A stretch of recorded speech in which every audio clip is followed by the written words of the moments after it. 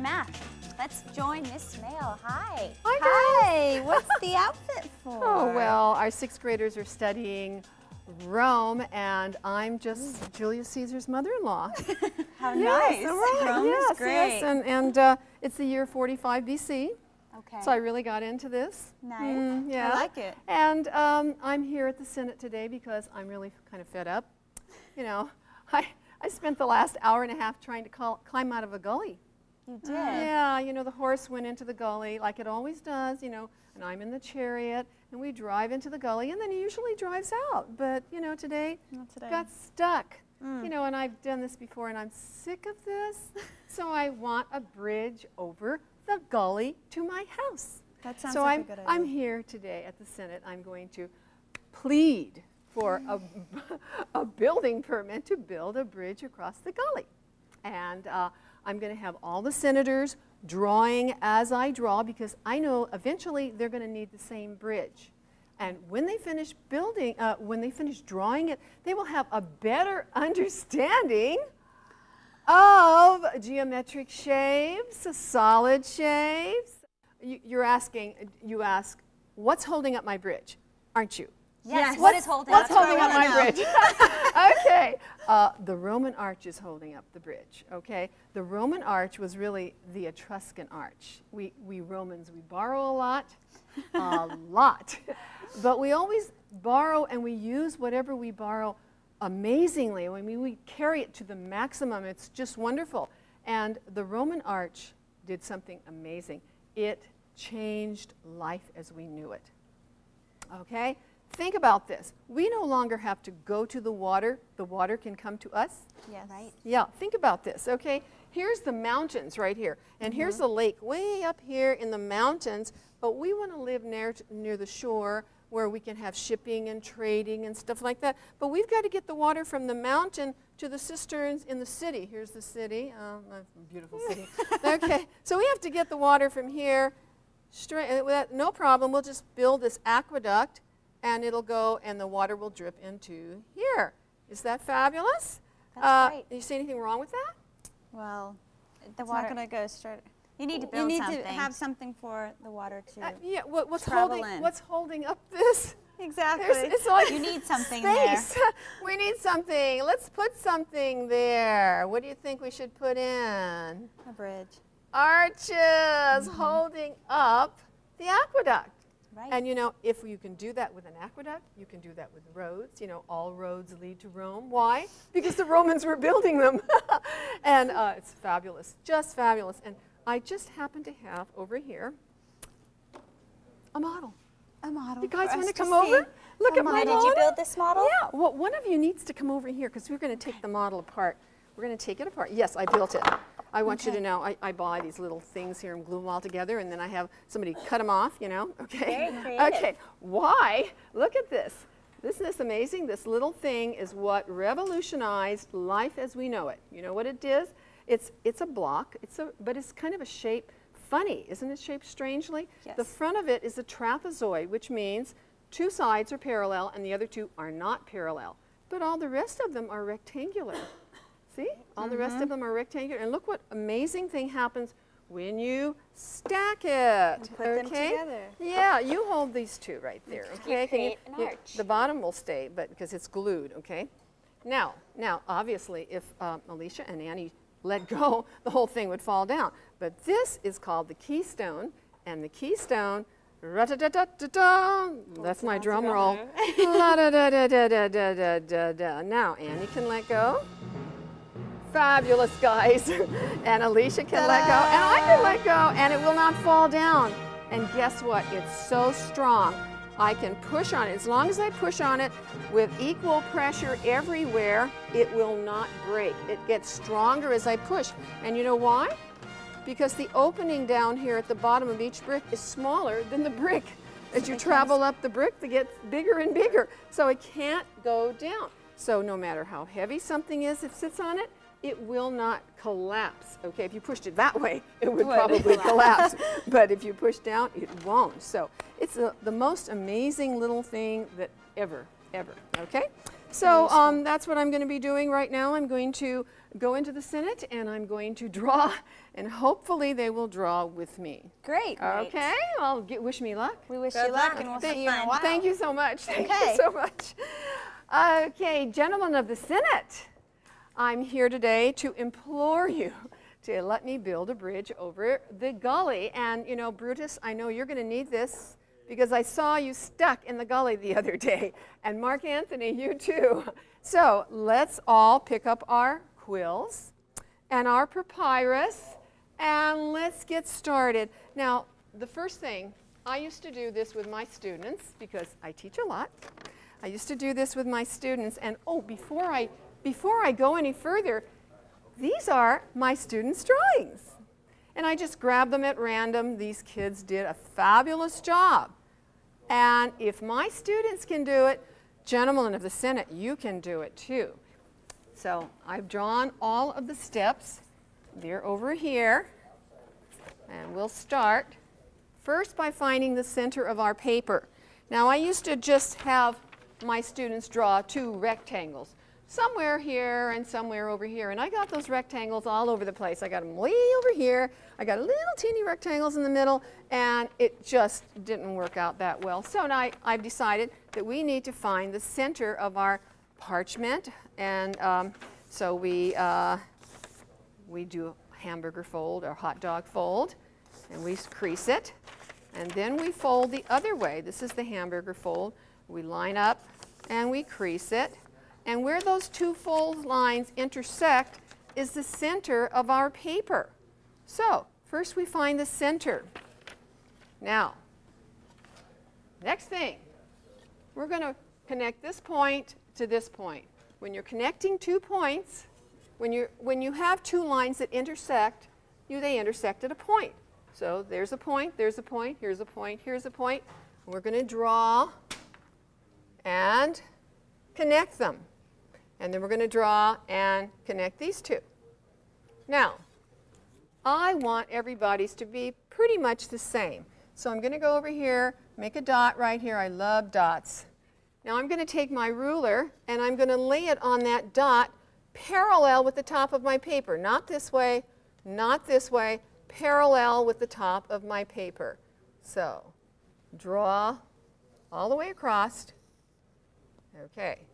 Now I'm going to take out what I don't need. I do not need this because all I want to know is where my rectangle is going to be. That's all. Where am I going to put it? And I'm not going to need this right here. All I want is this spot right here and this spot right here.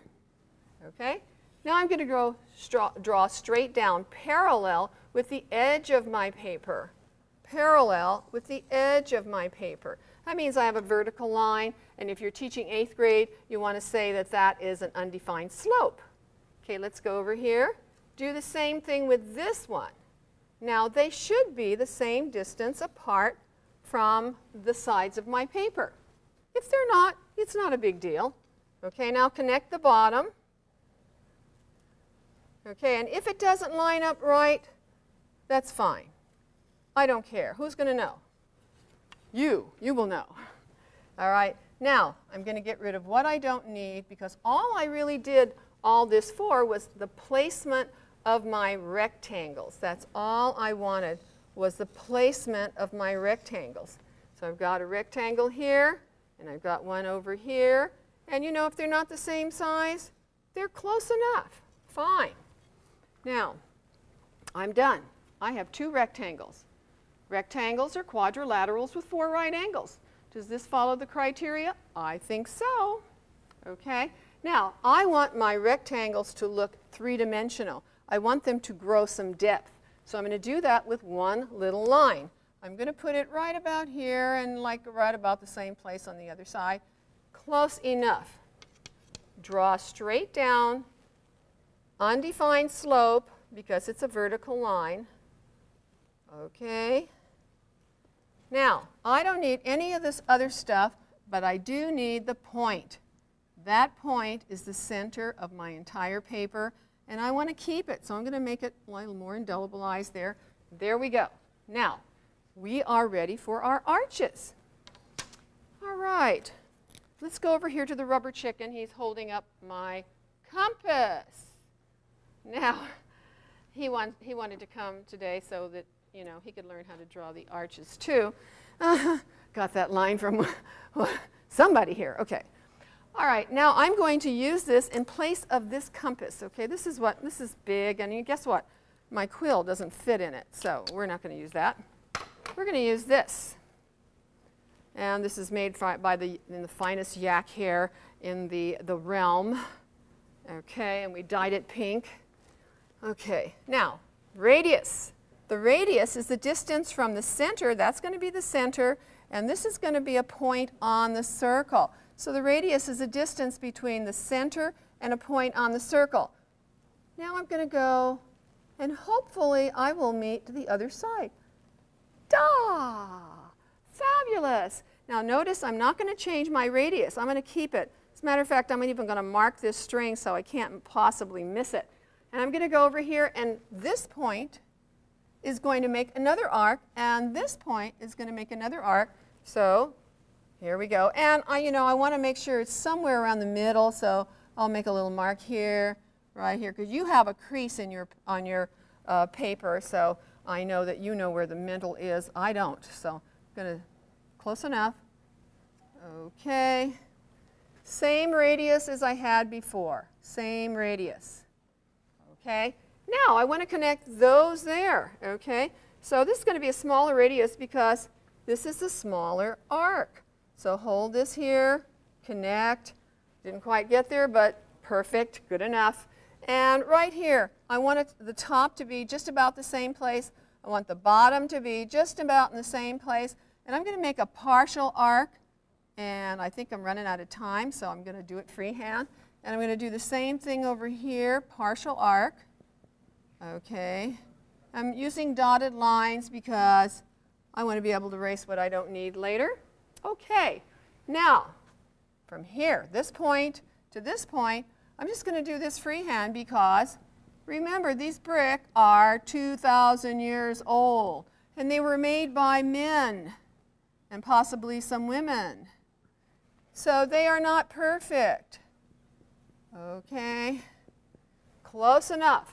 Now, this is 1 point. 2 points determine the slope of a line. 2 points determine the slope of a line. So therefore, I have 1 point. I need another point. So I'm going to make points all around the arc, all the way from the ground up. So I'm going to go, oh, maybe one here, one here, one here. Okay. And maybe I'll do the same one. 1, 2, 3, 4, 5, 6, 7. 1, 2, 3, 4, 5, 6, 7. Close enough. And then I want some along here. So maybe I'll put some dots. Now these are the other dots.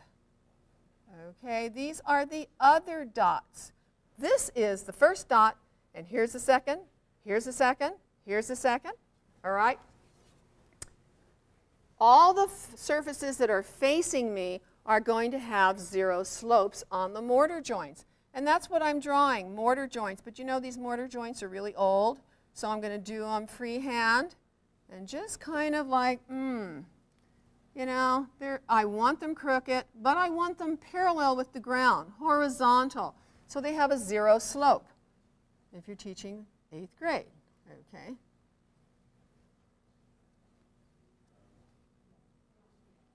Okay.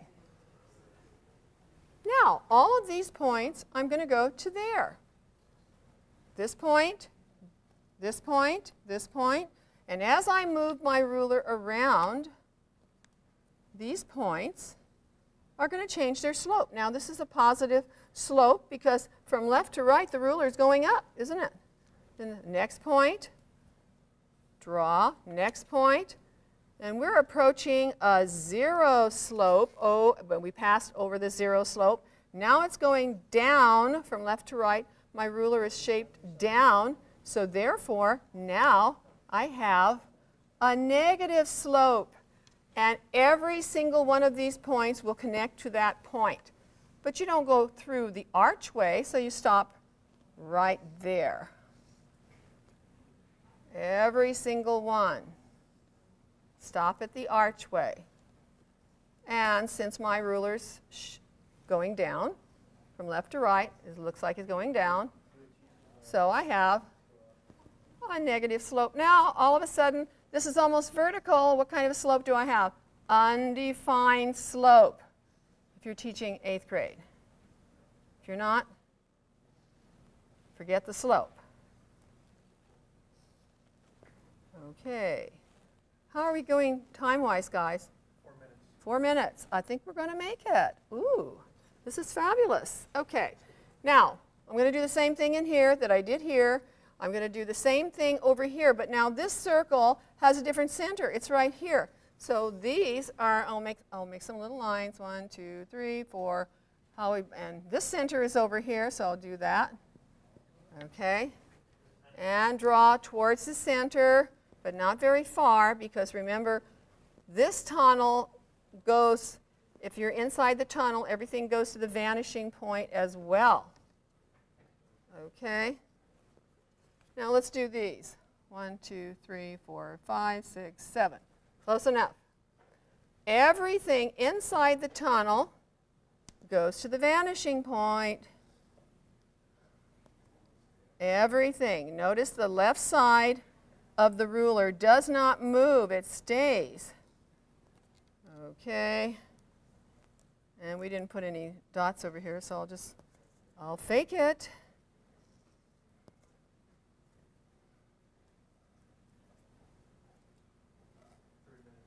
3 minutes. We're going to do it, I think.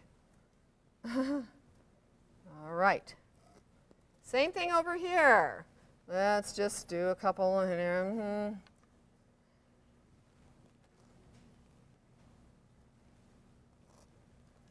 Okay, let's make some big ones. Large brick. Very large brick. Oops, we lost our dot. Okay.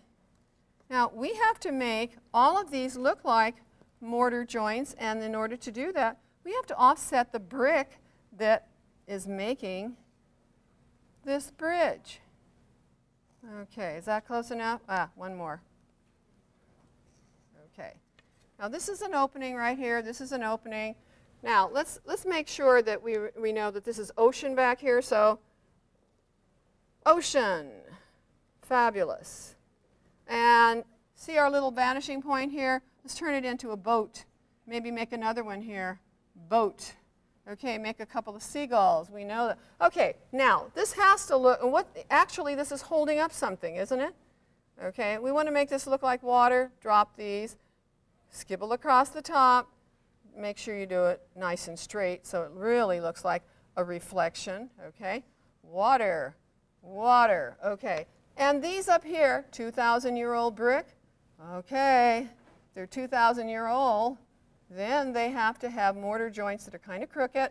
And every single one of these brick, you're going to go back when you have some time, and you're going to make old brick. Just go around it with crooked lines, melting in those mortar joints. Okay, now, brick.